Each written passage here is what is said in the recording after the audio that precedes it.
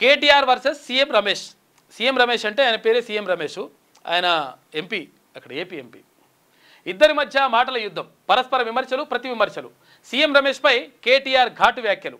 ఇక ఎస్సీయూ భూముల తాకట్టుకు CM Ramesh సహకరించినట్లు ఆరోపించిండు KT Ramarao. అందుకు ప్రతిఫలంగానే రమేష్కు 1660 కోట్ల రూపాయల ఫ్యూచర్ సిటీ టెండర్ దక్కినట్టు కామెంటు. కేటీఆర్ వ్యాఖ్యలపై సీఎం రమేష్ గరంగరమైండు. లిక్కర్ కేసులో కవితను కాపాడాలని కేటీఆర్ తన చుట్టూ ప్రదర్శన చేసినట్టు విమర్శ.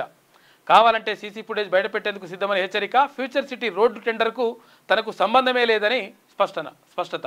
ఇదంతా బీజేపీ టీడీపీ వర్సెస్ బీఆర్ఎస్ రాజకీయ పంచాయతీలో భాగమే అంటుందని చెప్పేసి విమర్శకులు అంటున్నారట, విశ్లేషకులు అంటున్నారు. ఇటున్నది కథ మొత్తం మీద నడుస్తున్నది. అధికారం అవసరాలను బట్టే సంబంధాలు అల్లం బెల్లం కావచ్చు, బెల్లం అల్లం కావచ్చు. సరిగ్గా BJP MP CM Ramesh, BRS working president KTR మధ్య కొనసాగుతున్న విమర్శలు ఇదే పరిస్థితులను సూచిస్తున్నాయి.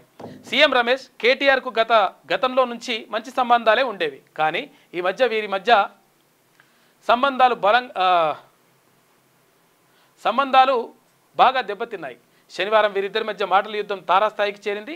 సీఎం రమేష్ సహజంగానే లాబింగ్ చేయగలరనే పేరుంది. ఈ నేపథ్యంలోనే కావచ్చు కవిత, కేటీఆర్లకు రమేష్తో మంచి సంబంధాలే ఉండేవి. కానీ కేసీఆర్ ముఖ్యమంత్రిగా ఉన్నన్ని రోజులు కేటీఆర్ సీఎం రమేష్ను అస్సలు లెక్క చేసేవాడే కాదనే చర్చ రాజకీయ వర్గాల్లో ఉంది.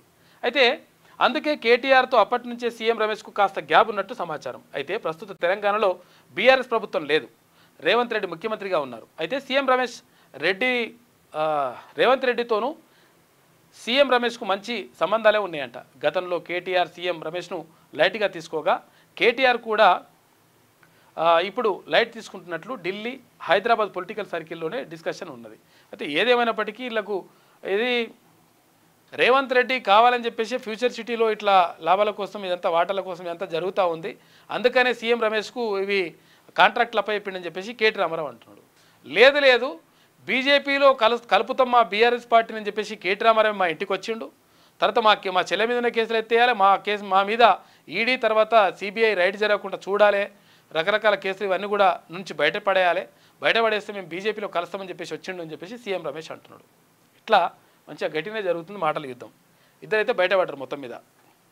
లేటెస్ట్ న్యూస్ తెలుగు మరియు ఇంగ్లీష్ అప్డేట్స్ కోసం ఇప్పుడే క్యూన్యూస్ అఫీషియల్ యాప్ని ప్లే స్టోర్ నుండి డౌన్లోడ్ చేసుకోండి. సరికొత్త సమాచారాల కోసం క్యూన్యూస్ వెబ్సైట్ని ఫాలో అవ్వండి. ఛానల్లో ప్రాంతీయ, జాతీయ, అంతర్జాతీయ వార్తలు వీక్షించండి. లైక్ చేయండి.